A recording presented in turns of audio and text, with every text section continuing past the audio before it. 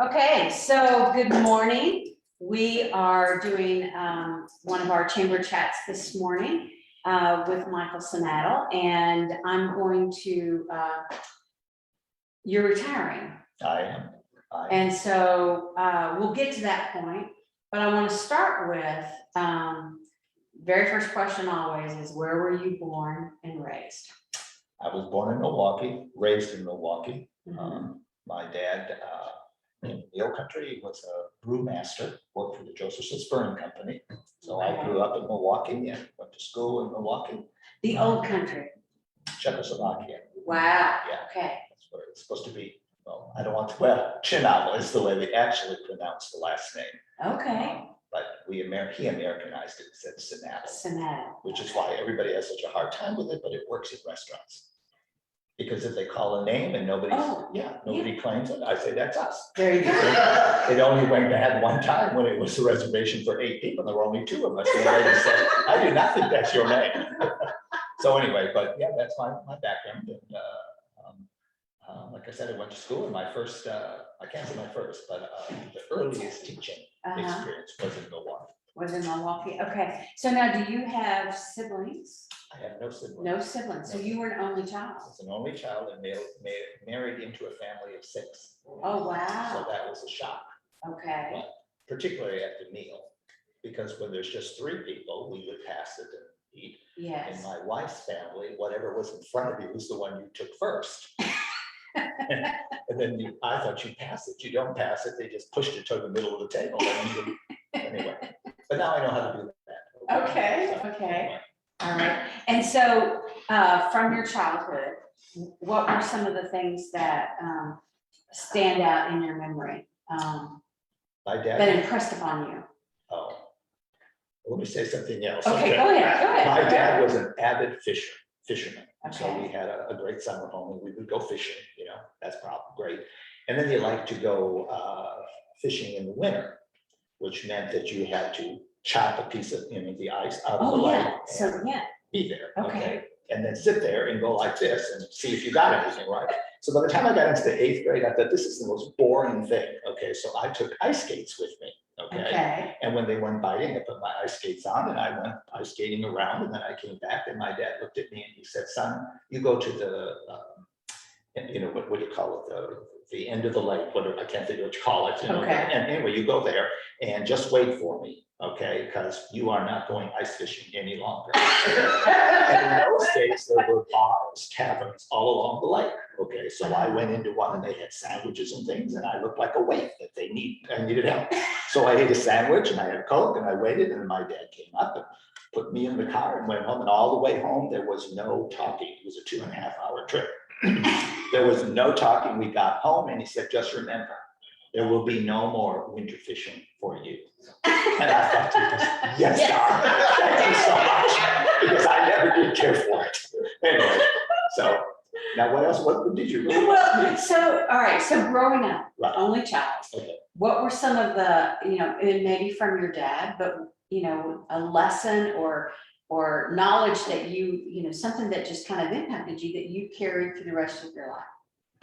I will say that the thing I learned from my mom and dad is the ability to go out and do things for others. They were very, very much involved in nonprofit groups, people that were coming from countries, Czechoslovakia, Slovenia, wherever it was, and wanted to make sure that they were successful and that they had somebody that they could depend on to help them. And so giving and volunteering has always been part of me, based on what I learned from my mom and dad. Wow. So, and they did activities and things for various groups, and always dragged me along, because when you only have one kid, you're not going to leave them home alone, right? Right. And so I would get involved with the kinds of things, and I think to this day, I've been very active with nonprofits, and I say that's what I learned from my mom and dad.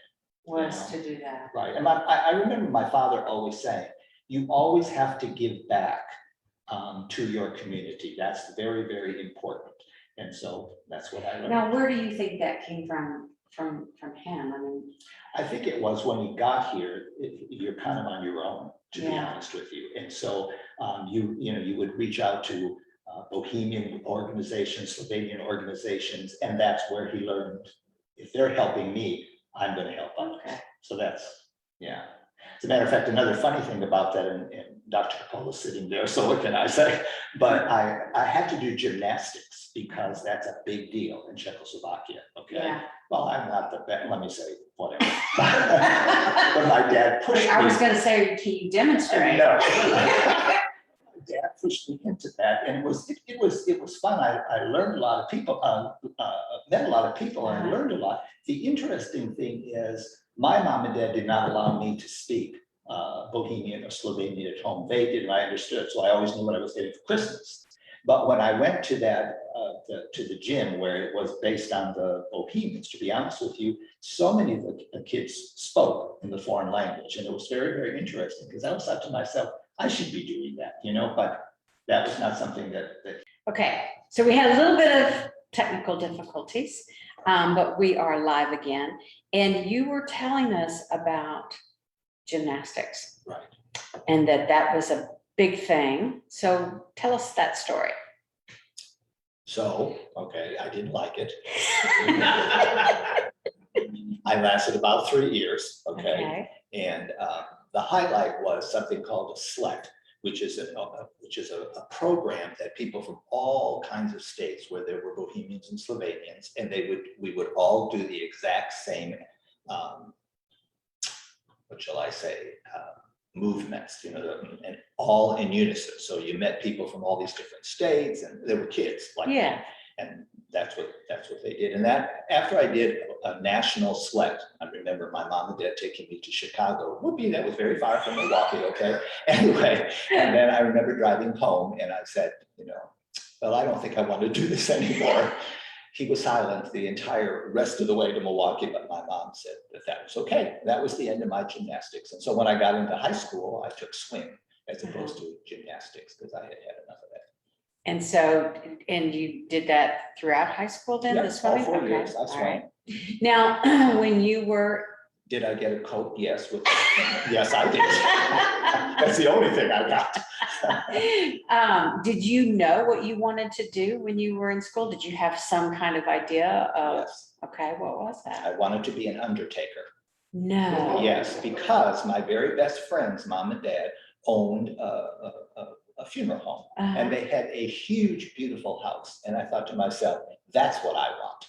So as soon as I graduated from high school, I went to Milwaukee Area Technical College to earn a certificate to be an undertaker. Wow. Not knowing what an undertaker actually does, okay? Oh. And so I had this, you know, some class, but anyway, I had this other class, and it was, you know, the cadaver, and, you know, you have to learn how to clean them all up and get them all ready. I thought you just put their clothes on. Anyway, so anyway, I thought to myself, no, this is not for me, okay? Wow. No. So then I thought, you know what, I'll just be a teacher, right? Okay. And what's the one teacher? Yeah, that's a leap. Right. Undertaker, teacher. Right. Well, okay. What am I going to do? Okay. So I went to the university, and I thought, you know, you never see a male teaching kindergarten.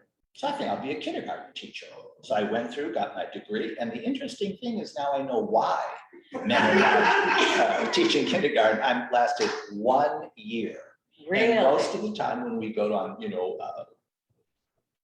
trips to take the kids to see something, I spent all my time in the boys' restroom, because the rest of the women and the rest of the teachers were women. So I thought, no, this isn't very good. So I went back to the University of Wisconsin, and I said, you know, I think I made a mistake. And I met this woman, this is a true story, and she said, you know what, you would be a very good teacher of the deaf. And I said, you teach those people? And the reason I remember that is when I finished the coursework, she came up to me and she said, now you will teach those people. Anyway, and so that's what I did. And so I went to I went to California, as a matter of fact, in a school that was supposed to be progressive, and it was open classroom. Okay. Well, there were no walls or anything. It didn't make a difference to deaf kids because they couldn't hear anything, but they could see what was going on. So anyway, and then my dad had a heart attack, and I needed to go home because I had no siblings. And then I got a job at a private Catholic residential facility. And I stayed there for 7 years as a department chair. Stayed there for 7 years. And lo and behold, we needed a reading teacher.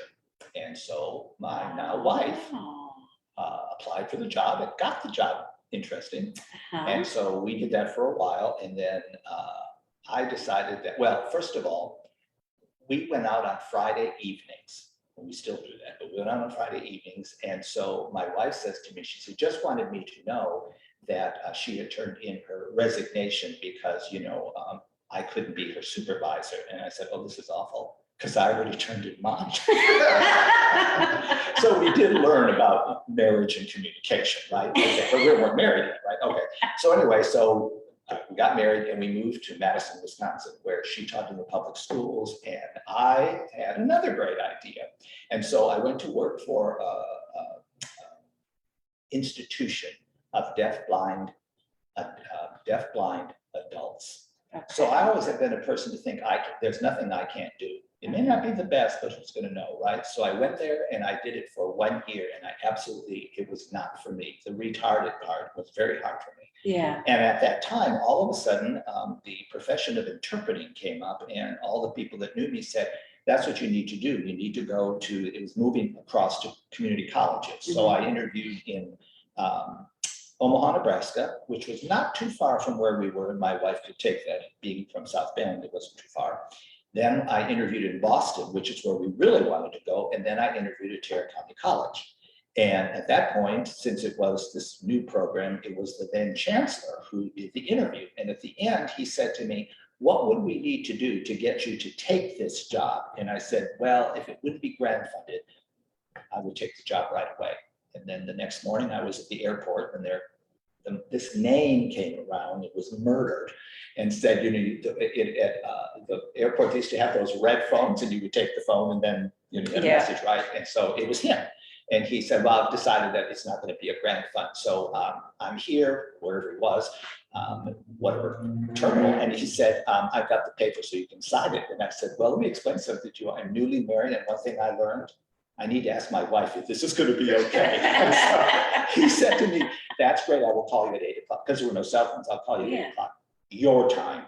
And I said, okay. And so when I got home, my wife picked me up. The first thing I said is, what do you think about going to Texas? She said, did you take that job? And I said, no, I'm asking you. And she said, okay. And she said, well, it's grant funded, so it'll only be 5 years. So that was my first lie to my wife. And I said, yeah, well, let's just stay 5 years. Oh my gosh. But now she loves Texas, and here we are 40 years later. But anyway, so, and then I came to TCC. Yeah. And so I did the interpreter training program for 15 years on the Northwest campus, and then came to Arlington's campus when it first opened. Okay. But I didn't teach I have never taught on the Southeast campus. I've always been in administration. Administration. So you went from teaching to administration. Correct. And when did that change happen? When I came to Southeast campus. To the Southeast There campus? was we had some of you may know Judith Carrier, and she was the dean at Northwest, and she was named president, the founding president of the Arlington campus. And she came to my office and said, we're going. And I thought, where are we going? She said, we're going to Arlington. I don't think I've ever been to Arlington at that point, been to Arlington, right? The interesting thing is, she said, so you could go down 360 so you can see it. So I go down 360, and I saw this big old white building. I thought that must be it. And so I got in there, I parked my car, I walked in, really should have seen the sign, which I didn't. And went in, there was a guard there, and I thought, isn't this something? I didn't know TCC's hiring guards. It's kind of cool. And then the man looked at me and he said, are you looking for Tarrant County Junior College? Because that's what it was called at the time. And I said, yes, as a matter of fact. He said, like everybody else, get back on 360. This is Johnson and Johnson. Well, I wasn't there.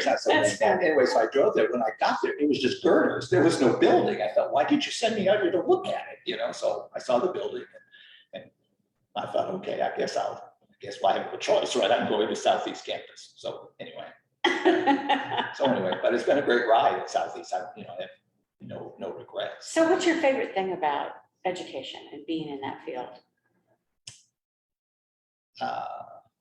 To see people make a success of themselves. From the little kids that I taught, when they got something right, not necessarily the A, but they knew they did it right, that stays with them. And I think that's true for the adults. It was true for deaf kids, that they learned to speak and to write and all that kind of stuff. And then when you came to the interpreting program, it was amazing because people graduated and got jobs. And no one else, teacher, that's the thing that makes us do what we do, because you see a student being successful. You get to see the result of it. Right, exactly. And I will be honest with you, to this day, there are people who graduated from that interpreting program that are all over the US. And you get something at Christmas time, get a card, just want you to know what I'm doing. I had one graduate, she interpreted for Obama, and she called me and she said, oh, you got to watch it, you got to watch it. Well, you really couldn't see her, but I do believe I did, whatever, because they, Yeah. So, but I think helping folks be successful, I think is really the number one. That's a theme, right? Because it started when you were young from your parents. That's right, exactly. Yeah. Right. And no matter how hard it is to get to that point, so long as you're a teacher who is willing to help students along the way. I'm not saying you give them an A or say, well, you don't have to do that. But what I'm saying is that's what a teacher does. We're there to help them meet their goals. And sometimes they don't even know what their goals are, to be very honest with you. And it's the teacher who sometimes gives them the idea, so. True. Yeah. So how would you compare when you started to today? In education, it's vastly different than it was, Okay. All the technology that is there. I mean, when we think about COVID and all of a sudden we're not working with our students face to face, they're at home and it's on a laptop or something. And when I first started, we had things called the mimeograph machine. I don't know if you probably know. Yes, I do remember that. Purple paper. Yeah, exactly. They were purple, Yes. whatever. And I remember coming to the TCC Northwest, and I had a secretary, or department chair at the time. She said, well, I'll make those copies for you. And I said, well, sometimes you're not going to be here, so show me how to do it, okay? And so she showed me how to change the cartridge and whatever, and then she's, okay. And all of a sudden I looked down and my shoe, my leather shoe was changing colors because that stuff got on the shoe. And I thought, from now on, maybe you should change those, okay? Because this isn't, like, think of what we have today. Yeah. We really don't have to make copies or anything because everything is on the internet and stuff like that. We can send them an email or something. So I think those are big changes. And community colleges are different than universities. And that, I think, is one thing that has not changed. In community college, it's not so much about earning a degree as it is helping those folks understand that, yes, you can do this. And that those first couple of years that you're, because there are lots of people who think, well, I don't think they graduate high school, I just don't think I could do it because college, right? So, and when I look at, my first teaching job, how many, 40 some, 50 some kids, and today, that would be unheard of to put that many kids in a classroom, and all of the things that faculty members, whether they're elementary, high school, college, whatever it is, have to know in order to be successful at their job, because everything is always changing, Yes. So I think that those are some of the biggest changes, So, but I will say this, we have, as a matter of fact, we just had a celebration yesterday for a faculty member who was named the Chancellor's Exemplary Teaching Award. And it's those kinds of things that really mean a lot, not just to that person. And I say that because I did get that award too, but all of the people around you then begin to want to know, well, what about this? What about this? What about this? And so in essence, you're a role model, but you're also a mentor. You can help. And that, I will say that. And on the Southeast campus, we always say we've got the spirit, but that's really what you see, people helping each other, faculty, staff, et cetera. And when I first started teaching, you were kind of in your classroom, and mimeographing stuff. You didn't have a lot of time to meet, Yeah. And we didn't have coffee breaks and things like that. We just didn't do that. So. Yeah. So what will be some of the things that you miss since you are retiring? What are some of the things that you will miss? I'm going to be very honest. I will miss Bill Coppola.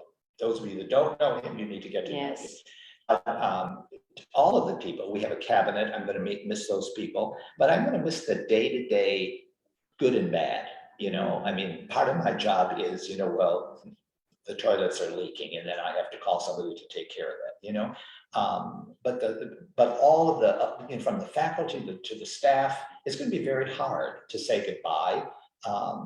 But on the other hand, I look at it and I say, you know what, it was a great 40 years. It really has been, okay? And it's great to look back, but the next generation will come in and there'll be new things to go. But I guess I would say, back to your question, I'm going to miss everybody, to be very honest with you, because you can walk, and if you've never been to South, you can walk the halls and it's the most friendly place there are. And when all those students are walking around, it's amazing. And that's going to be kind of tough.